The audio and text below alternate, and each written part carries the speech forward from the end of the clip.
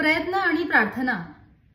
उषाताई नावाच्या एक बाई होत्या आणि त्यांना नॉर्दर्न लाईट्स पाहण्याचं स्वप्न त्यांच्या उराशी बाळगलं होतं त्यांनी, आणि त्यासाठी आईसलँडमध्ये हे जे नॉर्दर्न लाईट्स दिसतं त्यासाठी त्यांनी ऍप्लिकेशन दिलं होतं, विजा ऍप्लिकेशन दिल्यानंतर कॉन्सुलेट्स ऑफिसमधून डायरेक्टली आपल्या पर्सनल मोबाईलवरती फोन येतो की खरंच आपल्याला त्यांच्या देशामध्ये जायचं आहे का।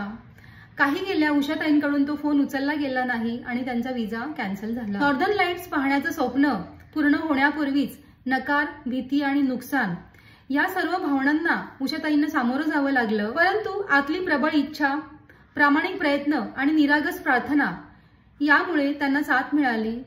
ही सगळी एक प्रोसेस नव्हती, तर ती एक आध्यात्मिक घटना होती जिथे प्रयत्नांनी दार ठोठावलं आणि प्रार्थनेने दार उघडलं। आपल्या आयुष्यातही असंच होत राहतं, कधी आपण मेहनत करत राहतो परंतु काहीतरी कमी आहे असं वाटत राहतं, कधी प्रार्थना करीत राहतो परंतु कृती होत नाही। जीवन म्हणजे या दोघांचं संतुलन। असंही म्हणता येईल की प्रयत्न म्हणजे कर्म आणि प्रार्थना म्हणजे श्रद्धा। कर्माशिवाय श्रद्धा म्हणजे निष्क्रियता आणि श्रद्धेशिवाय कर्म म्हणजे अहंकार, जो महा डेंजरस।